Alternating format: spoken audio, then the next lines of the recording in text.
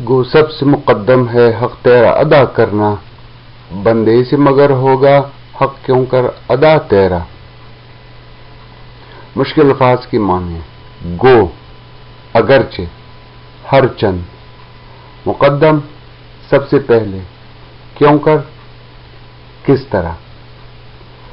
تشریح: بے شک انسان پر سب سے پہلے حق اللہ تعالیٰ کا ہے، کیونکہ اللہ تعالیٰ نے انسانوں اور جنات کو اپنی بندگی کے لیے پیدا کیا ہے، اس لیے انسانوں پر فرض ہے کہ سب سے پہلے اس کا فرض ادا کرے، مگر انسان کے لیے اللہ تعالیٰ کا حق اسی طرح ادا کرنا جس کا وہ حقدار ہے بہت مشکل ہے، کیونکہ انسان کمزور ہے اور شیطان نے اسے گمراہ کرنے کی قسم کھا رکھی ہے۔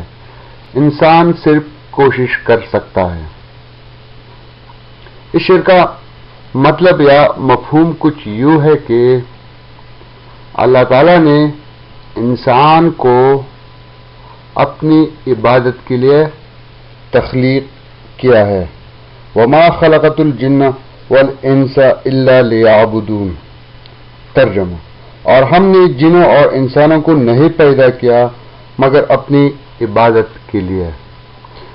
اس لیے شاعر یہ کہتا ہے کہ اللہ تعالیٰ نے انسان کو اپنی عبادت کے لیے پیدا کیا ہے، لیکن مسئلہ یہ ہے کہ انسان کے لیے اس حق کو ادا کرنا بہت مشکل ہے، کیونکہ شیطان نے انسان کو گمراہ کرنے کی قسم کھا رکھی ہے اور اس نے انسان کو گمراہ کرنے کے لیے طرح طرح کے جال بن رکھے ہیں۔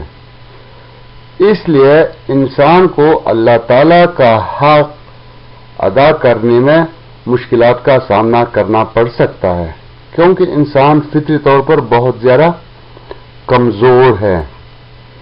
لیکن بات صرف اتنی سی ہے کہ انسان کوشش تو کر سکتا ہے کہ اللہ تعالیٰ نے اس کو اس زمین پر اپنا نائب اور خلیفہ بنا کر بھیجا ہے کسی ایک مقصد کے لیے، اور وہ مقصد ہے اللہ تعالیٰ کو راضی کرنا، اللہ تعالیٰ کی عبادت کرنا، مگر شیطان اس کے پیچھے لگا ہوا ہے اور یہ جنگ ازل سے جاری ہے اور ابد تک جاری رہے گی، یعنی شیطان اور انسان کے درمیان یہ جنگ۔